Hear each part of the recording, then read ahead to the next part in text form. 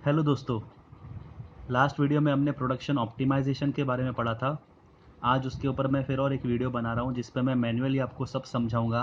दोस्तों ये वीडियो थोड़ा शॉर्ट रहेगा और इसमें मुझे उम्मीद है कि आपके सारे कॉन्सेप्ट जो है प्रोडक्शन ऑप्टिमाइजेशन से रिलेटेड वो सब क्लियर हो जाएंगे।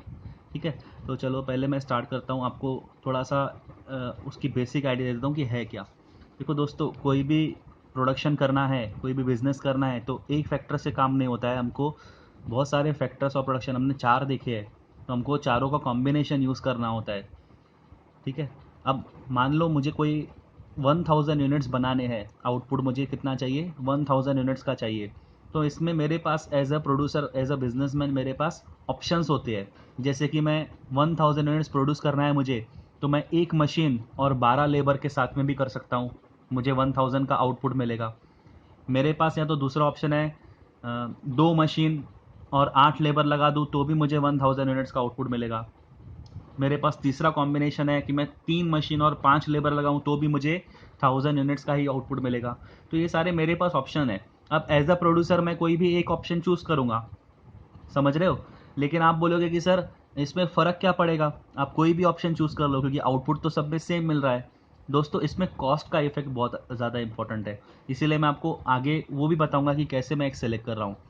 अगर आप सिर्फ ये कॉम्बिनेशंस को देखोगे ए बी सी डी ई को, तो मैं इनडिफरेंट हूँ क्योंकि मुझे आउटपुट सब में सेम मिल रहा है, मैं कोई भी चूज कर लूँ मुझे कोई फर्क नहीं पड़ेगा। लेकिन अगर मैं इसके साथ में कॉस्ट को भी ला लूँ कि कौन से कॉम्बिनेशन की कॉस्ट ज़्यादा है, किसकी कम है। मान लो ए बी सी डी ई पांचों कॉम्बिनेशन मेरे लिए एक जैसे, क्योंकि सब में आउटपुट कितना मिल रहा है, 1000 यूनिट्स का मिल रहा है। लेकिन थोड़ी देर के लिए आप एज्यूम करो पांचों कॉम्बिनेशन में से सबसे सस्ता कॉम्बिनेशन मेरे लिए डी है। अब आप बताओ मैं कौन सा कॉम्बिनेशन चूज करूंगा। ऑब्वियसली मैं डी ही चूज करूंगा क्योंकि ए बी सी और ई ये मेरे लिए काम के नहीं है, ये आउटपुट तो डी के जितना ही देंगे। लेकिन अगर मैं ये 4 कॉम्बिनेशन में से कोई भी एक सिलेक्ट करूंगा तो उसमें मेरी कॉस्ट क्या हो जाएगी, बढ़ जाएगी। मैं कॉम्बिनेशन डी सेलेक्ट करूंगा उसमें मेरी कॉस्ट क्या होगी, कम होगी। क्योंकि आजकल कंपटीशन के ज़माने में क्या होता है, मुझे प्रॉफिट ज़्यादा अर्न करना है तो मेरे लिए एक ही ऑप्शन बचता है, मुझे मेरी कॉस्ट को कम करना पड़ेगा। ठीक है, तो पहले हम ये देखेंगे प्रोडक्शन ऑप्टिमाइजेशन में कि मुझे ये सारे कॉम्बिनेशंस मेरे लिए सेम रहेंगे अगर आप सिर्फ आउटपुट को देखोगे तो, क्योंकि सब में आउटपुट सेम मिलने वाला है। लेकिन जब मैं कॉस्ट को भी इंट्रोड्यूस करूंगा तो फिर मेरे लिए कंपैरिजन हो जाएगा, मैं किसी एक को प्रेफर करूंगा जिसमें मुझे कॉस्ट कम आने वाली है, जो कॉम्बिनेशन मेरे लिए सस्ता होने वाला है मैं वो चूज करने वाला हूँ। ठीक है, तो पहले प्रोडक्शन ऑप्टिमाइजेशन के बारे में देखते हैं। ये A combination, B combination, C combination, D combination, E combination, ये सब क्या है, ये ऐसे कॉम्बिनेशन है। ये किसके कॉम्बिनेशन है, ये फैक्टर के कॉम्बिनेशन है। ए कॉम्बिनेशन में मान लो ये फैक्टर एक्स जो है ये कैपिटल है, या आप मशीन मान सकते हो इसको। ठीक है, और ये जो है फैक्टर वाई ये क्या है, लेबर है। तो मेरे पास एक ऑप्शन है, मैं 1000 यूनिट्स बनाना है मुझे, तो एक मशीन और 12 लेबर के साथ भी कर सकता हूँ काम, मुझे 1000 यूनिट्स का आउटपुट मिलेगा। या तो मेरे पास दूसरा ऑप्शन है, मैं दो मशीन लगा लूँ और 8 लेबर लगा लूँ तो भी मुझे उतना ही मिलेगा। जैसे जैसे मैं फैक्टर एक्स की क्वांटिटी बढ़ा रहा हूँ, मैंने इसकी क्वांटिटी बढ़ा दी तो ये कितने से कम करने पड़े मुझे, 4 लेबर मेरे यहाँ पे कम हो गए। उसी को ही कहते हैं marginal rate of technical substitution. यहाँ पे हम क्या कर रहे हैं, टेक्नोलॉजी को सब्सटीट्यूट कर रहे हैं। एक टेक्नोलॉजी बढ़ा रहे हैं, दूसरी को कम कर रहे हैं। ये ऑटोमेटेड है टेक्नोलॉजी, ये मैनुअल है। तो जैसे मैंने ऑटोमेटेड बढ़ा दी, एक मशीन से मैं दो मशीन पे आया तो अब मुझे 12 लेबर की जरूरत नहीं पड़ेगी, अब मैं 8 लेबर पे ही 1000 यूनिट्स बना सकता हूँ। तो इसी को ही कहते हैं marginal rate of technical substitution. दोस्तों ये जो कॉन्सेप्ट है प्रोडक्शन ऑप्टिमाइजेशन का, ये सेम टू सेम है जो हमने इनडिफरेंस कर्व एनालिसिस देखा था। तो मैं सजेस्ट करूंगा ये वीडियो देखने से पहले आप इनडिफरेंस कर्व एनालिसिस देख लो, उसमें भी हमने ऐसे कॉम्बिनेशंस देखे थे। यहाँ पे आपको समझने के लिए हमने दो ही कॉम्बिनेशन लिए, दो ही फैक्टर के कॉम्बिनेशंस लिए। ठीक है, वैसे तो 4 होते हैं लेकिन समझने के लिए हमको यहाँ पे दो फैक्टर लिए। तो ये अलग अलग कॉम्बिनेशंस है, समझ में आया। तो अगर मैं इसका ग्राफ बनाऊं तो मुझे कुछ ऐसा ग्राफ दिखेगा जिसमें पहला पॉइंट जो है, पहला कॉम्बिनेशन जो है ए वाला, वो ए कॉम्बिनेशन क्या है, फैक्टर एक्स की क्वांटिटी 1 है और फैक्टर वाई की क्वांटिटी कितनी है, 12 है। तो वो मैंने पॉइंट प्लॉट कर दिया ग्राफ पे, एक्स की क्वांटिटी 1 और वाई की क्वांटिटी 12। तो ये पॉइंट मैंने सारे प्लॉट कर दिए हैं। अब इन सबको अगर मैं ज्वाइन कर दूंगा, इन सबको अगर मैं ज्वाइन कर दूं तो ज्वाइन करने के बाद में मुझे क्या मिला, ये आइसोकॉन्ट कर्व मिला, आइसोकॉन्ट कर्व मिला। ये कर्व क्या बताता है, ये कर्व बताता है कि ये जो भी डॉट्स है, ये डॉट्स क्या है, ये अलग अलग कॉम्बिनेशन है। जैसे कि पहला कॉम्बिनेशन है ये, सेकंड कॉम्बिनेशन है ये काय की कॉम्बिनेशन है, ये फैक्टर्स ऑफ प्रोडक्शन के कॉम्बिनेशन है, ये फैक्टर्स ऑफ प्रोडक्शन के कॉम्बिनेशन है। तो इनसे मुझे क्या मिलेगा, ये जितने भी पॉइंट्स आप प्लॉट कर सकते हो, ये जो भी पॉइंट्स है, कोई भी पॉइंट हो, ये सारे पॉइंट्स क्या है, ये मुझे बताएंगे कि ये कॉम्बिनेशन है फैक्टर एक्स और वाई का, और इन सब कॉम्बिनेशन पे मुझे क्या मिलने वाला है, 1000 यूनिट्स का आउटपुट मिलने वाला है। कोई भी कॉम्बिनेशन सिलेक्ट करो, उसमें आउटपुट कैसा होगा, सेम लेवल का होगा, इसीलिए नाम है आइसो। आइसो का मतलब होता है सेम, और क्वांटिटी, क्वांट का मतलब होता है, तो इसमें मुझे सेम क्वांटिटी मिलने वाली है, मैं चाहे फैक्टर एक्स और वाई का कौन सा भी कॉम्बिनेशन चूज कर लूँ। ठीक है, तो एज अ प्रोड्यूसर अगर मैं सिर्फ इनको देखूंगा, कोई भी कॉम्बिनेशन में चूज कर सकता हूं, क्योंकि मेरा, अगर मैं सिर्फ आउटपुट को देख रहा हूं तो मुझे सब में सेम आउटपुट मिल रहा है, तो मेरे लिए कॉम्बिनेशन में कोई फर्क हुआ ही नहीं, तो ये मेरे लिए सब कुछ सेम है। लेकिन मुझे किसी एक को सिलेक्ट करना होगा, तो हमने ये प्रोडक्शन फंक्शन में देखा था, लॉ ऑफ वेरिएबल प्रोपोर्शन जब हम पढ़ रहे थे शॉर्ट रन में, तब मैंने आपको बताया था, आपको याद होगा, तो मैंने आपको पूछा था कि आप एज अ प्रोड्यूसर कहाँ रुकोगे, कौन सी स्टेज में रुकोगे। तो स्टेज 3 में तो हम जाएंगे नहीं, स्टेज 1 में हम रुकेंगे नहीं, रुकेंगे तो स्टेज 2 में, और वो भी कहाँ पे, तो आप सब ने आंसर दिया था कि sir at the end of stage 2, जो कि मैंने कहा था कि ये ऐसा नहीं होता है, आप सिर्फ आउटपुट को देख रहे हो इसलिए आप ऐसा कंक्लूजन निकाल रहे हो, लेकिन रियलिटी में सिर्फ आउटपुट को नहीं देखना होता है, आउटपुट के साथ में कॉस्ट को भी देखना होता है। तो ये मैंने आपको तब बताया था, तो सिर्फ आप आउटपुट को नहीं देख के डिसीजन लेते हो, उसके साथ में कॉस्ट को भी देखना पड़ता है, दोनों मर्ज करके डिसीजन लेना होता है। ठीक है, तो यहाँ पे भी मैं वही करने वाला हूँ। अब बात करते हैं कॉस्ट के बारे में। कॉस्ट यहाँ पे इसका मतलब होता है बजट लाइन, इसके लिए हम क्या करते हैं, बजट लाइन। हमने इन डिफरेंस कर्व में भी कुछ ऐसा ही सीखा था वहाँ पे। ठीक है, अब ये क्या है, ये आपको क्या बताता है, जैसे कि ये एक बजट लाइन है, ये क्या है, ये एक बजट लाइन है, ये क्या बताती है कि 10,000 रुपए में मुझे फैक्टर एक्स कितना मिलेगा और फैक्टर वाई कितना मिलेगा। मान लो ये मेरा बजट है 10,000 का, तो 10,000 रुपीज में मैं वाई का इतना फैक्टर और एक्स का इतना फैक्टर मैं ले सकता हूं। ये मैं एक कॉम्बिनेशन बना सकता हूं। ये कॉम्बिनेशन मेरा कितने में तैयार होगा, 10,000 रुपए में तैयार होगा। ये कॉम्बिनेशन मेरा कितने में तैयार होगा, 10,000 में तैयार होगा। ये कॉम्बिनेशन मेरा कितने में तैयार होगा, इतना 10,000 में तैयार होगा। तो 10,000 रुपीज में मेरे कौन कौन से कॉम्बिनेशन तैयार हो सकते हैं, ये वो है बजट लाइन है, इसको बजट लाइन कहते हैं।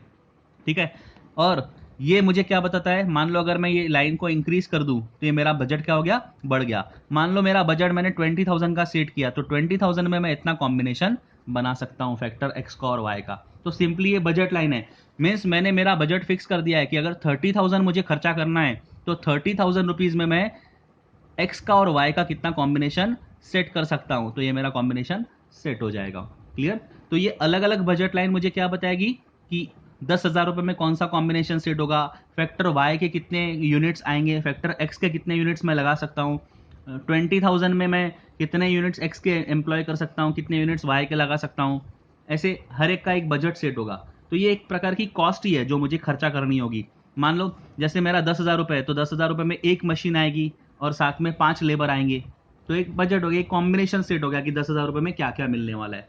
ठीक है, अब अगर मैं इन दोनों को मर्ज कर दूं तो मुझे पता चलेगा कि मेरे लिए कौन सा कॉम्बिनेशन अच्छा है। तो दोनों को मर्ज कर दूंगा, दोनों ग्राफ को अगर मैं मर्ज कर दूं तो मेरे सामने कुछ ऐसा तीसरा ग्राफ तैयार हो जाएगा। देखो मैंने एक आइसोकॉन्ट कर्व तैयार कर लिया, ये कर्व पे जो भी डॉट्स आएंगे, जो भी पॉइंट्स आएंगे, ये कर्व पे जो भी पॉइंट्स आएंगे, वो पॉइंट्स मुझे क्या बताएंगे, वो मुझे सेम लेवल ऑफ आउटपुट देने वाले हैं। कोई भी पॉइंट मैं सिलेक्ट कर लूँ, वो मुझे क्या देने वाले हैं, सेम लेवल ऑफ आउटपुट देने वाले हैं। इस पे अगर मुझे कोई भी सिलेक्ट करना होगा तो मैं किसको सिलेक्ट करूंगा, मेरे लिए मैं इनडिफरेंट हूँ, क्योंकि सब में सेम मुझे मिलने वाला है। लेकिन जब मैं अगर कॉस्ट को भी इंट्रोड्यूस कर दूँ, ये मैंने बजट लाइन बना ली, अगर मैं कॉस्ट को भी इंट्रोड्यूस कर दूँ, अब मैं डिसीजन ले सकता हूँ। अब देखो जहां जहां पे ये बजट लाइन जो कॉस्ट के कर्व्स है, यहाँ पे जो बजट लाइन है, बजट लाइन जहां पे ये कर्व को, आइसोकॉन्ट कर्व को टच हो रही है, वो मेरे लिए इंपॉर्टेंट पॉइंट बन जाते हैं। कैसे, जैसे कि मैं पहले पॉइंट ए और ई की बात करता हूं। ये जो बजट लाइन है, ये हायर बजट लाइन है, ये हायर बजट लाइन है। ये बजट लाइन आइसोकॉन्ट कर्व को दो जगह टच कर रही है, पॉइंट ए पे और ई पे। इसका मतलब क्या हुआ, इस बजट में ये जो बजट है, इस बजट में कॉम्बिनेशन ए और ई पे मेरा खर्चा कितना होगा, ये बजट के जितना होगा। मेरा कॉम्बिनेशन कितना होगा, मेरा खर्चा कितना होगा, ये बजट के जितना होगा। और मुझे आउटपुट कितना मिलने वाला है, याद रखो ये आइसोकॉन कर्व पे आ रहा है, तो आइसोकॉन कर्व पे तो सेम कॉम्बिनेशन, म्हणजे जो भी कॉम्बिनेशन आप लगाओ सेम आउटपुट मिलता है। तो पॉइंट ए और ई पे मुझे आउटपुट सेम मिलने वाला है, लेकिन मेरा बजट क्या है, ज्यादा है। और वहीं पे अगर मैं पॉइंट बी और डी की बात करूं, तो ये कम वाली बजट लाइन पे आ रहा है, ये थोड़ा कम बजट लाइन पे आ रहा है। पॉइंट बी और डी में मुझे कितना आउटपुट मिलेगा, जितना ए और ई में मिल रहा था, क्योंकि वो तो सेम आइसोकॉन कर्व पे लाए करते हैं, सेम आइसोकॉन कर्व पे वो आते हैं डॉट्स।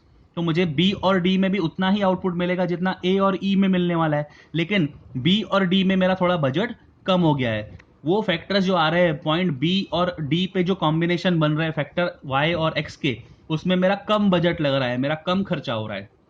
ठीक है, अब मैं बात करता हूं पॉइंट सी के बारे में। पॉइंट सी जो है ये और कम बजट वाली लाइन पे आ रहा है, इसमें क्या हो रहा है, और कम खर्चा लग रहा है मुझे। लेकिन आप ये देखोगे पॉइंट सी ये कौन से कर्व पे है, ये भी आइसोकॉन कर्व पे है। इसका मतलब मुझे इसमें आउटपुट कितना मिलेगा, सेम जितना बी और डी में मिल रहा था, या फिर जितना ए और ई में मिल रहा था, उतना ही आउटपुट मुझे सी पे भी मिलेगा। लेकिन इसमें मुझे कॉस्ट जो है, इसमें जो मेरा बजट है वो क्या हो गया, कम हो गया। तो एज अ रैशनल प्रोड्यूसर मैं कौन सा कॉम्बिनेशन चूज करूंगा, मैं ये कॉम्बिनेशन चूज करूं कि मैं ये कॉम्बिनेशन चूज करूं फैक्टर का, या ये चूज करूं? आप मुझे बताओ कौन सा आप पसंद करोगे कॉम्बिनेशन चूज करना। मेरे पास ऑप्शन है, मेरे को आउटपुट 1000 यूनिट चाहिए, तो मुझे सब में सेम मिलने वाला है, मुझे सब में सेम आउटपुट मिलने वाला है। Point A B C D E, पांचों पॉइंट में मुझे मेरा आउटपुट 1000 यूनिट्स का ही होने वाला है। अब मुझे एक बात बताओ, मैं कौन सा कॉम्बिनेशन चूज करूं, मैं फैक्टर एक्स के कितने यूनिट्स लगाऊं और फैक्टर वाई के मैं कितने यूनिट्स लगाऊं। मीन्स मुझे मशीन लगानी है फैक्ट्री में, तो कितनी मशीन में लगाऊं, और एम्प्लॉयज में कितने लगाऊं, मेरे यहाँ पे लेबर में कितने लगाऊं। तो ऑब्वियस बात है पॉइंट सी मैं सिलेक्ट करूंगा। क्यों? क्योंकि इसमें मेरा जो बजट है वो कम आ रहा है, कम खर्चे में मुझे सेम आउटपुट मिल रहा है। समझ में आ रहा है? तो हम कौन सा कॉम्बिनेशन सिलेक्ट करेंगे, पॉइंट सी वाला कॉम्बिनेशन हम सिलेक्ट करेंगे। इसमें मुझे आउटपुट उतना ही मिलेगा, मेरा कॉस्ट जो है वो कम आएगा। ए बी डी और ई में भी मुझे आउटपुट उतना ही मिलने वाला है, क्योंकि वो भी सेम आइसोकॉन कर्व पे आ रहा है, लेकिन वो अलग बजट लाइन पे आ रहा है, वो हाइयर वाली बजट लाइन पे आ रहा है। हाइयर वाली बजट लाइन में मुझे खर्चा उसमें ज्यादा आएगा। तो यहाँ पे ये इसके ऊपर से ही प्रूव होता है कि हम सिर्फ प्रोडक्शन को नहीं देखते हैं, आप सिर्फ एक कर्व को देख के डिसाइड नहीं कर सकते हो कितना आउटपुट लाना है, कितना कौन सा कॉम्बिनेशन चूज करना है, क्योंकि उसमें तो सब में सेम आउटपुट मिलने वाला है। Point A B C D E पे सब में सेम आउटपुट मिलने वाला है, क्योंकि सब एक ही आइसोकॉन कर्व पे आते हैं। लेकिन ये अलग अलग बजट लाइन पे आ जाते हैं, इसलिए मैं लोअर वाली बजट लाइन वाला सिलेक्ट करूंगा। तो आप मुझे एक बात बताओ, हम कौन सा हमेशा कॉम्बिनेशन चूज करने वाले, हम हमेशा ये वाला कॉम्बिनेशन चूज करने वाले जिसमें ये जो बजट लाइन है, ये जो बजट लाइन है ये आइसोकॉन कर्व को टच हो रही है। और कैसे टच हो रही है, वो एज अ टेंजेंट करके उसको टच कर रही है, टेंजेंट करके उसको टच कर रही है। तो जहां पे भी वो टेंजेंट करके टच होगी तो वो लोअर पॉइंट पे टच हो रही है, इसमें इसका मतलब ये लोअर बजट में काम हो रहा है। ठीक है, तो जब भी बजट लाइन ये टेंजेंट करके कट करेगी आइसोकॉन कर्व को, वो वाला पॉइंट हम सिलेक्ट करेंगे। हम हाइयर वाली बजट लाइन नहीं सिलेक्ट करेंगे, आउटपुट तो हमको सेम मिलेगा लेकिन हमारी कॉस्ट बढ़ जाएगी। क्लियर? समझ में आ रहा है दोस्तों? मैंने कोशिश की है कि मैं आपको बहुत अच्छे से समझा सकूं। इसके अलावा हमने कुछ प्रॉपर्टीज भी देखी थी आइसोकॉन कर्व के बारे में, जो कि सेम टू सेम है इंडिफरेंस कर्व एनालिसिस के जैसी। तो आप एक बार पढ़ोगे तो समझ में आएगा। वो कुछ 5 प्रॉपर्टीज थी कि आइसोकॉन कर्व, दो आइसोकॉन कर्व कभी आपस में इंटरसेक्ट नहीं होते हैं। क्लियर? हायर लेवल का जो आइसोकॉन कर्व है वो हायर लेवल की क्वांटिटी के बारे में बात करेगा, जैसे कि ये आइसोकॉन कर्व पे जितने भी पॉइंट्स आ रहे हैं ये 1000 यूनिट्स का प्रोडक्शन के बारे में बताएंगे। ये अलग अलग कॉम्बिनेशन है जिसमें मुझे 1000 यूनिट्स का आउटपुट मिलेगा। लेकिन यहाँ पे जो पॉइंट्स आएंगे उसमें मेरा जो कॉम्बिनेशन है फैक्टर्स का, वो कितना आउटपुट देंगे, वो 1000 से ज्यादा यूनिट्स का आउटपुट देंगे, क्योंकि ये हाइयर आइसोकॉन कर्व है। क्लियर? और ये जो था, ये जो बजट लाइन वाले कर्व थे, इसको हम कहते हैं iso cost curve. Iso cost, ये एक आईसी कर्व है, ये एक आईसी कर्व है, ये एक आईसी कर्व है, ये भी एक आईसी कर्व है, तो इसको कहते हैं आइसो कॉस्ट कर्व। दोस्तों इसके अलावा भी हमने काफ़ी प्रॉपर्टीज़ देखी थी आइसोकॉन्कव की, जैसे कि आइसोकॉन्कव हमेशा क्या होता है, कॉन्वेक्स टू द ओरिजिन होता है, ठीक है। आइसोकॉन्कव कभी भी एक्स एक्सिस या वाई एक्सिस को टच नहीं करेगा। ऐसी काफ़ी सारी हमने प्रॉपर्टीज़ देखी थी। एक बार आप इनडिफरेंस कर्व एनालिसिस भी अगर आप सुन लोगे ये वीडियो देखने से पहले, तो आपके सारे टॉपिक्स क्लियर हो जाएंगे, ठीक है।